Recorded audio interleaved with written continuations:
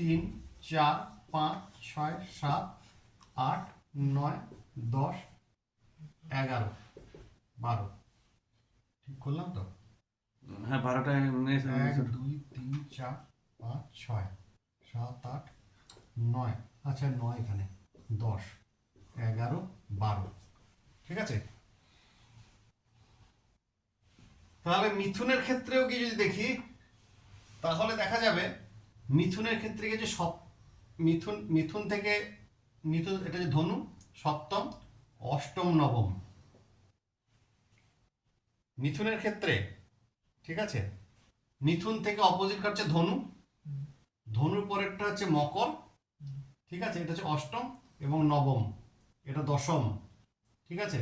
তাহলে শুভ গ্রহকে, তাহলে সপ্তম ঘর এবং একাদশ ঘর,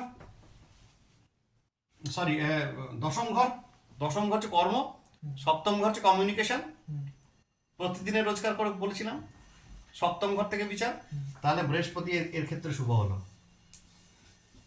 মিথুন লগ্নের জন্য বৃহস্পতি একাই রাজযোগকারক, একে বলা হয় রাজযোগকারক গ্রহ। কেন রাজযোগকারক গ্রহ বলবো? সেই ঘর, একটা গ্রহ যখন দুটো ঘরকে একসঙ্গে শুভ করবে তখন থেকে রাজযোগকারক বলবো। আর একটা গ্রহ যখন দুটো ঘরকে অশুভ করবে তখন থেকে অশুভ গ্রহ বলবো।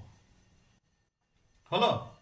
তাহলে মিথুনের জন্য তাহলে শনি হচ্ছে শুভাশুভ, কারণ নিজেই 7 এবং 8-এর লর্ড, 50-50 শনি 8 এবং 9-এর লর্ড, সরি 8 এবং 9-এর লর্ড, যার জন্য শনি হচ্ছে 50-50, শনি হচ্ছে 50-50, শনি হচ্ছে শনি 50-50 শনি, বোঝা গেল? আবার মিথুনের জন্য আর একটা যোগ হয়, সেটা হচ্ছে বুধ, একসঙ্গে কিন্তু দুটো গ্রহ শুভ। কেন?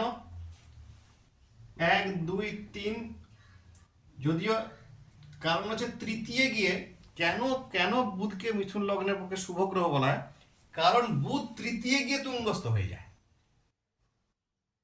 কন্যায় তুঙ্গস্থ হয়, যার জন্য বুধকে ধরা যায়। যে গ্রহ যে স্থানে গিয়ে তুঙ্গস্থ হয় সেই স্থানটা সর্বদা জানবি সেই লগ্নের জন্য শুভ যায়। কিন্তু যদি লগ্নপতি, এটা কিন্তু এক্সেপশনাল লগ্নপতির ক্ষেত্রে, এটা কন্যা তো বুধ তো কন্যার প্রতি। হ্যাঁ, যার জন্য এটা হচ্ছে বুধকে কিছুটা হলেও ধরা যায়।